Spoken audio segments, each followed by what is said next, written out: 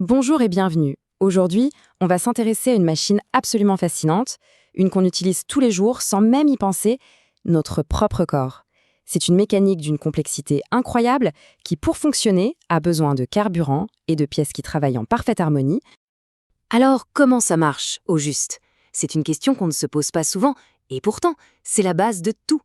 Comment est-ce que cet ensemble si complexe fait pour tourner seconde après seconde? Allez, aujourd'hui, on ouvre le capot et on regarde ce qu'il y a dedans. Bon, pour commencer, le principe de base est super simple. C'est comme une voiture. Pour qu'elle avance, il lui faut de l'essence.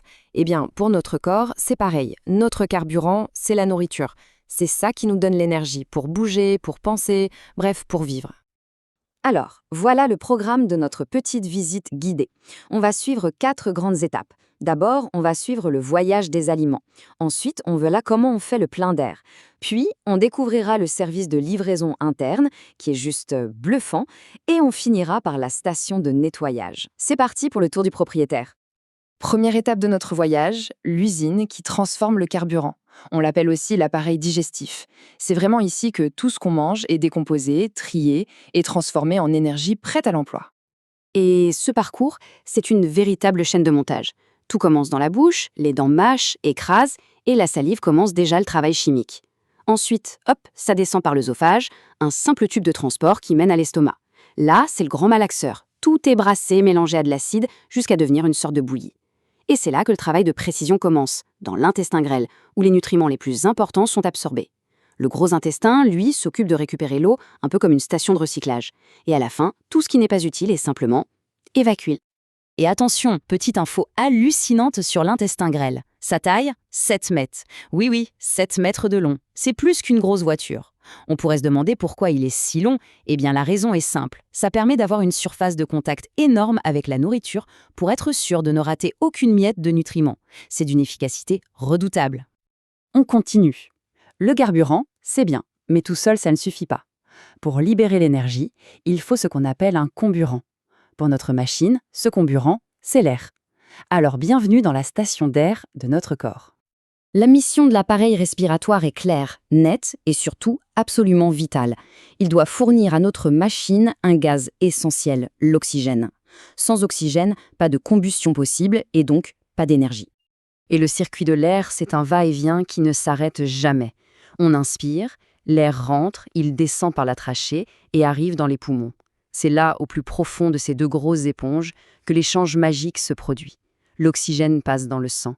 Et puis on expire, la machine rejette son gaz d'échappement, le dioxyde de carbone.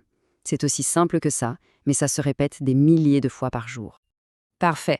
Donc maintenant, on a le carburant, les nutriments et on a l'oxygène.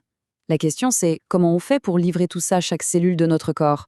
Eh bien, c'est là qu'intervient notre service de livraison interne, le fameux appareil circulatoire.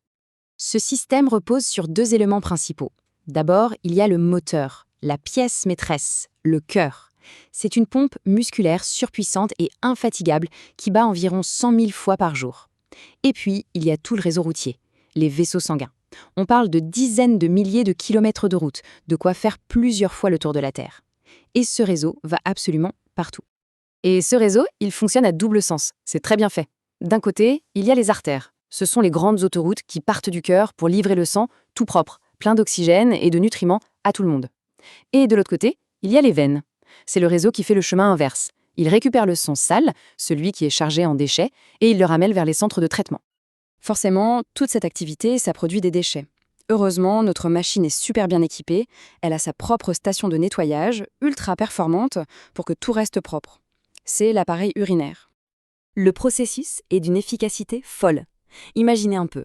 Tout le sang de notre corps passe dans les reins. Ces 2 petits filtres de la taille d'un poing, des dizaines de fois par jour.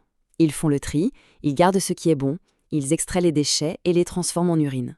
Cette urine, elle est ensuite stockée dans un réservoir, la vessie, avant d'être évacuée. C'est notre station d'épuration personnelle en fait. Bon, maintenant, on arrive au point le plus important. C'est de comprendre que tous ces systèmes ne travaillent pas chacun dans leur coin. Pas du tout. Leur vraie force, c'est leur coordination. Elle est juste parfaite. C'est un travail d'équipe, un cycle parfaitement huilé. La digestion apporte le carburant. La respiration ajoute l'oxygène. La circulation joue le rôle de livreur express qui distribue tout partout. Et pendant ce temps, l'appareil urinaire nettoie en permanence pour que la machine ne s'encrasse pas.